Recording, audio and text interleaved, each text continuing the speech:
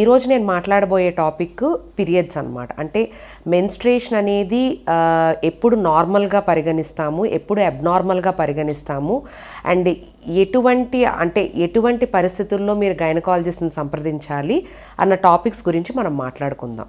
So యూజువల్గా ఏంటి అంటే మెన్స్ట్రేషన్ అనేది 21 to 35 days cycle. We usually consider it as normal cycle అనమాట. అంటే 21 రోజుల నుంచి 35 రోజుల వరకు కూడాను అది నార్మల్ సైకిల్గా పరిగణిస్తాం. అలా కాకుండా 21 రోజుల కన్నా ముందు వచ్చినా 35 రోజుల కన్నా తర్వాత వచ్చినా కూడాను దాన్ని అబ్నార్మల్ సైకిల్గా పరిగణిస్తాం. దీనికి ముఖ్యమైన కారణాలు ఏమై ఉండొచ్చు అంటే మోస్ట్ కామన్ రీజన్ ఏమై ఉండొచ్చు అంటే హార్మోనల్ ఇంబ్యాలెన్స్. అంటే పీసీఓఎస్ అని వినే ఉంటారు కదా. అంటే గర్భసంచి పక్కన అండాశయాల్లో చిన్ని నీటి బుడగలు గనక వచ్చినట్టయితే దాన్ని పీసీఓఎస్ అంటారు.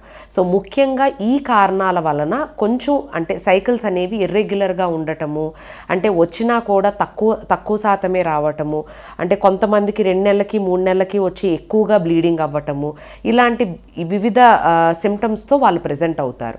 సో అలా కాకుండా ఏంటి అంటే 21 to 35 days సైకిల్. అంటే చాలామంది ఏమనుకుంటారు అంటే 22 రోజులకు వచ్చింది, లేదంటే 26 రోజులకు వచ్చింది, నాకు కరెక్ట్గా టైంకి రావట్లేదు అని అనుకుంటారు. కానీ అలా కాదండి. 21 to 35 days సైకిల్లో మధ్యలో ఎప్పుడైనా పీరియడ్ వచ్చినా కూడాను దాన్ని నార్మల్ సైకిల్గానే పరిగణిస్తాం.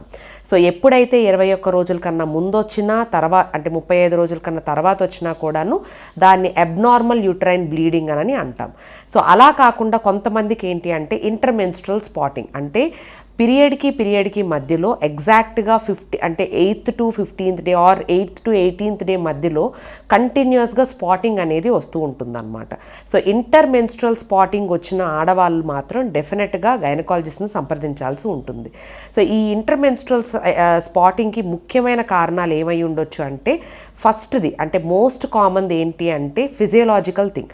ఫిజియోలాజికల్గా ఏంటి అంటే మధ్యలో అండం రిలీజ్ అయ్యేటప్పుడు, అంటే ఎప్పుడైతే గర్భసంచి పక్కన అండాశయాల్లో అండం ఎప్పుడైతే రిలీజ్ అవుతుందో ఆ ఓవ్యులేషన్ టైం పీరియడ్ అప్పుడు ఈ స్పాటింగ్ అనేది చాలా కామన్గా చూస్తూ ఉంటాం. సో దానికి మనం ట్రీట్మెంట్ ఏమీ చేయాల్సిన అవసరం లేదు. అండ్ ఆ స్పాటింగ్ అనేది కేవలం 1 రోజు కానీ 2 రోజులు మాత్రమే ఉంటుంది. అలా కాకుండా చాలామంది ఆడవాళ్ళకి ఏంటి అంటే పీరియడ్ ముందే, అంటే యాక్చువల్ పీరియడ్ స్టార్ట్ అవ్వక ముందు నుంచి కూడాను అట్లీస్ట్ ఒక 7-8 days నుంచి స్పాటింగ్ వచ్చి ఆ తర్వాత బ్లీడింగ్ స్టార్ట్ అవ్వటం అనేది మొదలవుతుందన్నమాట.